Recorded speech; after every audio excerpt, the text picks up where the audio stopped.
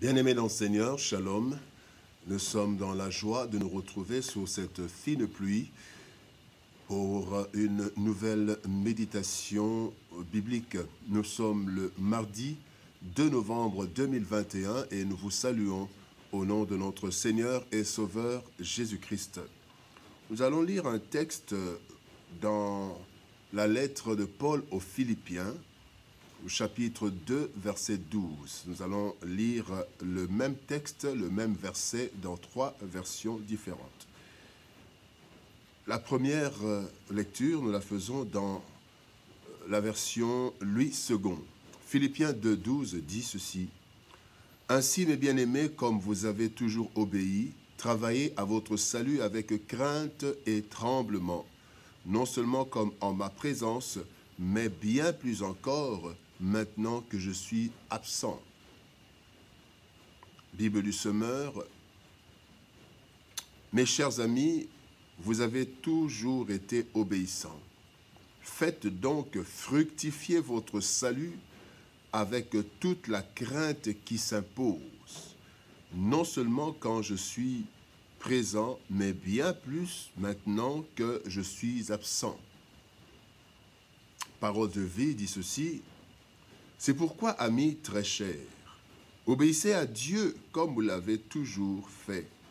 Obéissez-lui non seulement quand je suis là, mais encore plus maintenant que je suis absent.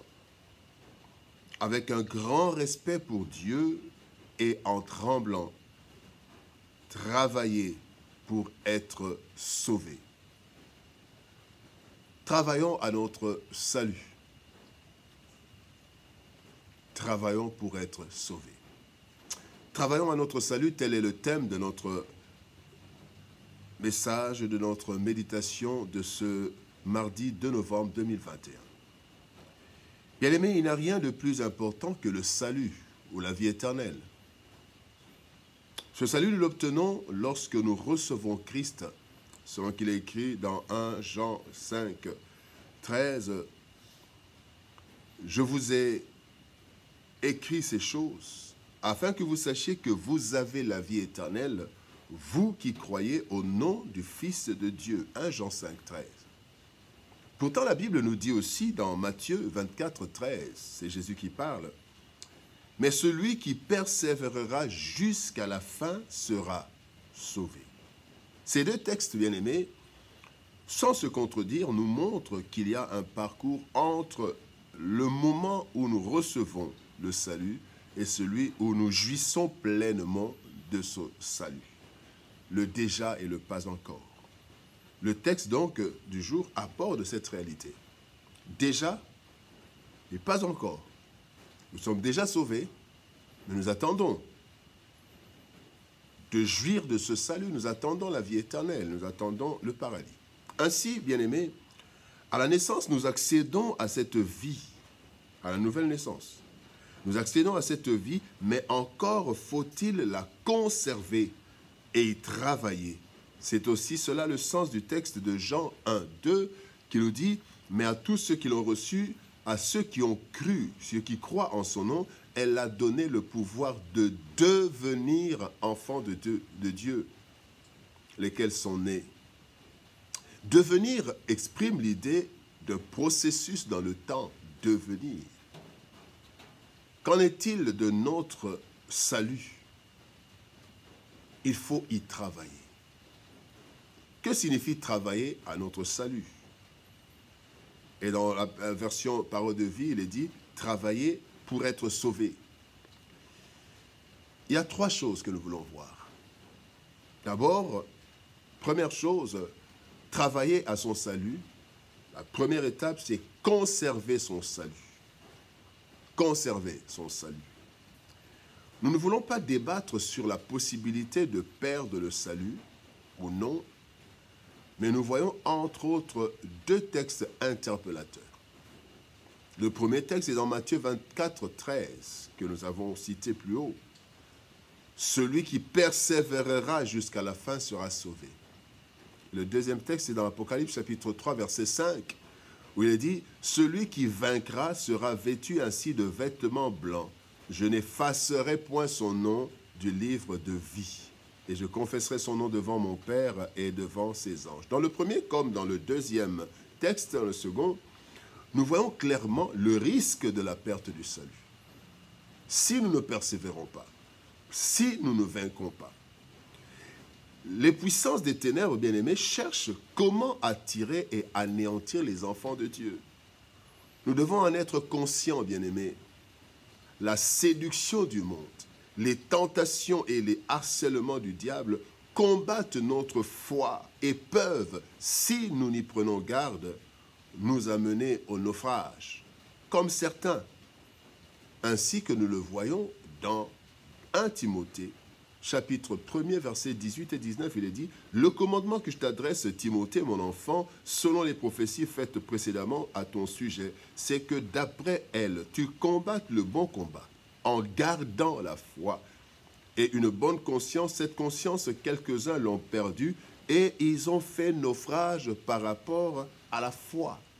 Donc nous devons conserver notre salut. Travailler notre salut, c'est conserver notre salut. Développer, deuxième chose, développer ce salut. Travailler à notre salut, c'est aussi le développer. Travailler à notre salut signifie aussi le développer, soit développer notre vie spirituelle. La Bible dit dans Éphésiens chapitre 4, verset 13, « Jusqu'à ce que nous soyons tous parvenus à l'unité de la foi et de la connaissance du Fils de Dieu, à l'état d'homme fait, à la mesure de la stature parfaite de Christ. » Donc il y a un travail à fournir. Nous devons grandir dans la foi et ainsi développer notre salut. Paul l'a fait et il parle d'un parcours. 2 Timothée chapitre 4, versets 7 et 8. « J'ai combattu le bon combat, j'ai achevé la course, j'ai gardé la foi, désormais la couronne de justice m'est réservée. Le Seigneur, le juste juge, me la donnera dans ce jour-là, et non seulement à moi, mais encore à tous ceux qui auront aimé son avènement. »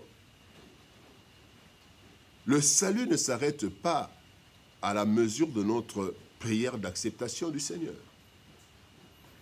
Il doit se développer jusqu'à la possibilité d'obtenir la couronne et les récompenses, tel qu'il est mentionné dans 1 Corinthiens chapitre 3, versets 12 à 15. Bien-aimés dans le Seigneur, travaillons à notre salut, développons notre salut, notre vie chrétienne. La troisième chose, comment travailler à notre salut, c'est travailler avec crainte et tremblement. Ce travail de conservation et de développement de notre salut doit se faire comme la Bible le mentionne, avec crainte et tremblement. Ces deux caractéristiques du travail de notre salut traduisent deux réalités primordiales. D'abord, l'importance capitale de notre salut. Il faut comprendre ici que c'est une question de vie ou de mort, question de paradis ou d'enfer. Christ présente ces deux tableaux dans Matthieu 25, versets 34, 41 et 46. Il dit « Alors le roi dira à ceux qui seront à sa droite, « Venez vous qui êtes bénis de mon Père, prenez possession du royaume qui vous a été préparé dès la fondation du monde. » Ensuite, il dira à ceux qui seront à sa gauche, « Retirez-vous de moi, maudits, allez dans le feu éternel qui a été préparé pour le diable et pour ses anges. Et ceux-ci iront au châtiment éternel, mais les justes à la vie éternelle. » L'importance capitale du salut. Donc nous devons travailler avec crainte et tremblement. Et deuxième chose, l'immense respect dû à celui qui nous offre ce salut. L'auteur de notre salut a payé de sa vie pour notre destinée éternelle. Cela doit nous inspirer la crainte qui est en fait un grand respect pour Dieu. Voilà pourquoi Paul dit que l'obéissance du chrétien doit être encore plus grande dans son absence, sachant que c'est à Dieu que nous obéissons et non aux hommes, car c'est lui qui nous apporte le salut. Travaillons à notre salut dans la vie de prière, dans la méditation de la parole de Dieu, parce que c'est une question de vie ou de mort. Que Dieu nous bénisse. Shalom, au revoir et À demain.